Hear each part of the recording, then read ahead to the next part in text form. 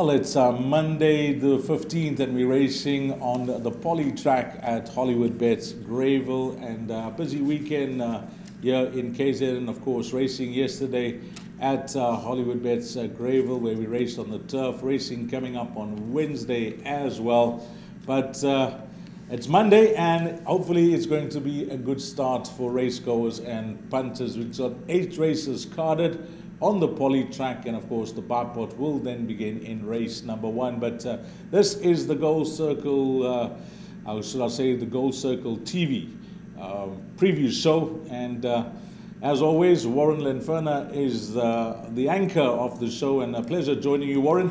Very good morning to you. Thank you, Dees. Absolutely wonderful to be here, previewing Monday's racing. As you say, plenty of action. We would have raced on Sunday. Monday, I love the double headers. And of course Wednesday again, so lots of racing action. Lovely to be alongside you again. It's quite a warm day in the province. I wonder if winter will ever come, Dees, to give us some relief.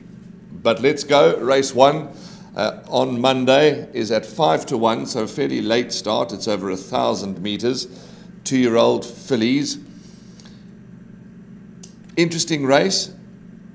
The obvious one for me, the filly that sets the standard, the one they all have to beat, in my opinion, Crimson Causeway, Warren Kennedy, Gavin Van Zyl, for Gary Player and his partners.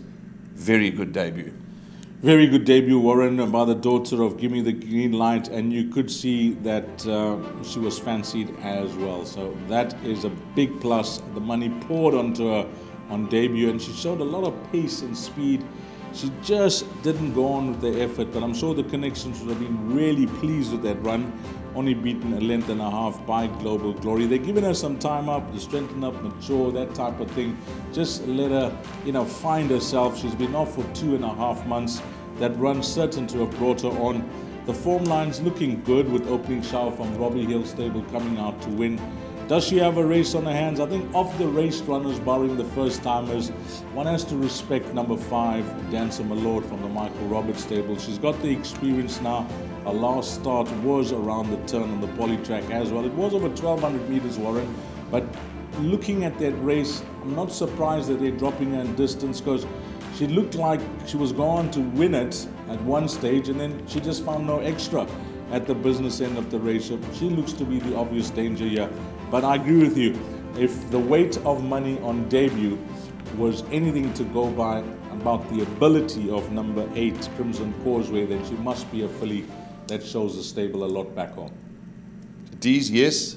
Going back to number 5, Dancer Malord, the filly, coup de grace filly.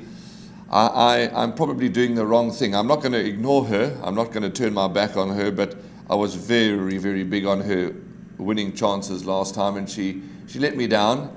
But as I said, she's not my first choice. I respect her for exactas, quartets, but I'm in your camp, Crimson Causeway. Before we wrap the first race, D's, number 1, Federica, flying the flag filly, finished 4th on debut of 8 runners, midfield, quite well beaten by Southern Cape. Interesting jockey engagement now. Anton Marcus gets aboard.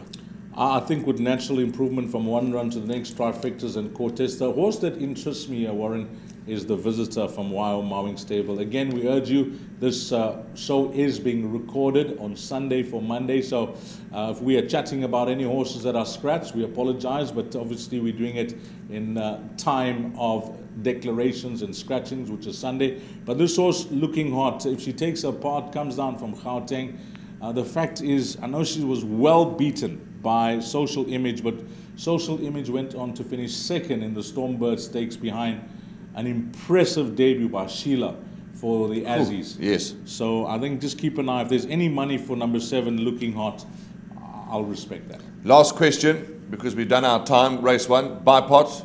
Happy to bank a Crimson Causeway? Let's go with it, yes.